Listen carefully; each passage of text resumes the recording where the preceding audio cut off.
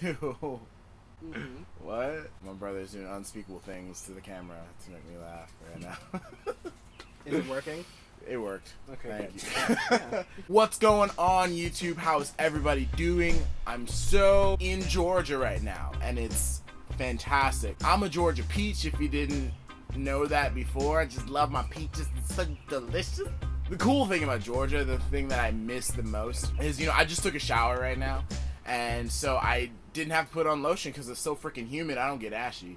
But anyway, today I wanted to talk to you all about something that I hear so often. Hey TVK, why isn't classical music reaching new audiences? Is the art form dying? The answer is no and no and no. And it's because we're being dumb. But it's rectifiable. Disclaimer, I am just a student. I am not an expert or professional. I just have a lot of really cool ideas that I think can change the perception of classical music and the musicians themselves. And I totally believe that, ideas can change the world. So everything that I'm thinking right now, everything that I'm saying is me, okay, in my humble opinion. Oh, I got sent a picture on Instagram. So, what should classical music do to change that perception? First of all, one of the only ways to see live classical music being performed is in a formal concert setting. For people who aren't used to this tradition, it can seem very stuffy, it can seem very boring, because what do? You go and you sit down for an hour and a half to 2 hours each half and be quiet in a really dark room around really smelly strangers. And that's not something that a lot of people are feeling. So it's just a little different in that perspective. We classical musicians and classical music lovers who have grown up with this art form have this thing called the curse of knowledge. We understand the nuances, we understand the ins and outs, but we also expect other people to know it as well. And that's not quite fair, and I think that's what turns a lot of people off. So how do we fix that? We try to create more, I hate this word, organic performance opportunity for people to partake and be a part of and participate in our art. That's something, and it's something that a lot of people are doing already, but I think it's something we do more of on a regular basis. My brother's freaking out because there's a bug flying around his head. It's a loss. Another thing that can be a huge impediment to being interested in classical music is the vast body of music that exists. For someone who's not familiar with it, how do they know what they're gonna like? There's hundreds and hundreds of years of music to sift through. So how do they figure that out? Well, we have to think like marketers. I know that sounds counterintuitive to art and what we do, but think about it. What is the first rule of marketing?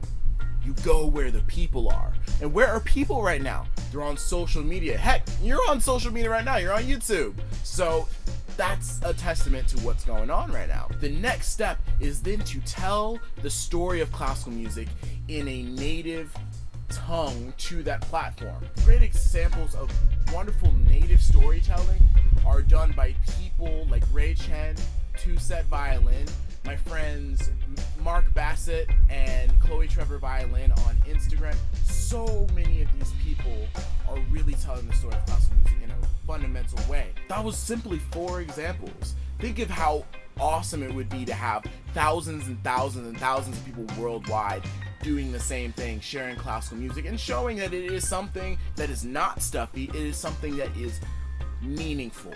And I really think if we do that, we can see a massive change. Next, we need to make classical music relevant by implementing it into media that people actually consume, like video games, TV, and movie. Now, the composers that write this music for these media are still living, they need to get work, and I respect them. But why can't we implement little specks of classical music? Think about it. When was the last time you heard a truly classical music piece in a movie or a video game or a TV show?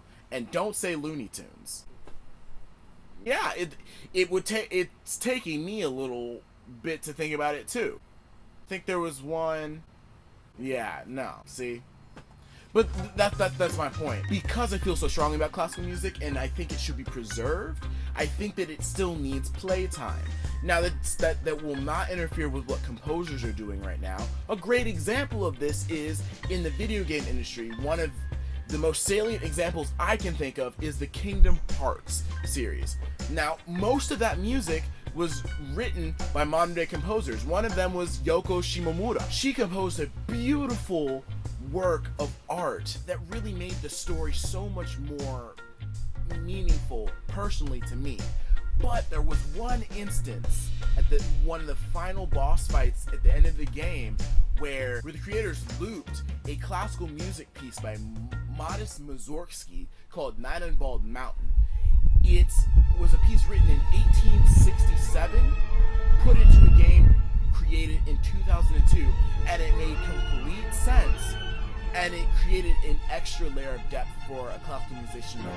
I don't think many people caught it, but it was so special and it was so perfect. I think classical music can totally be relevant if we make moves and we think about how we can implement it and make it relevant in today's society. And that leads me to the last and probably most important point. We musicians and music lovers have to show our passion.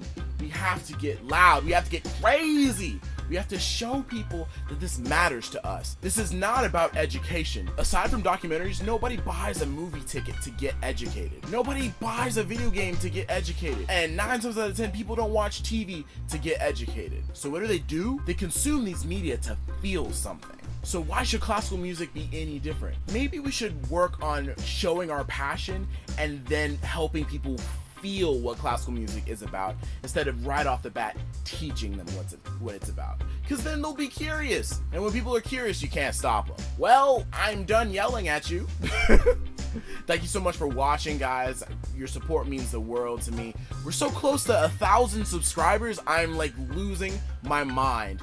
Thank you so much for your support, and I can't wait to talk to you again very, very soon. Thank you for watching. If you enjoyed the video, please don't forget to like and subscribe. If you have any questions in particular, feel free to ask me. I read all the comments and answer as many as humanly possible. Also, I post both videos every single Sunday, and if you want to see the previous video, it's right here.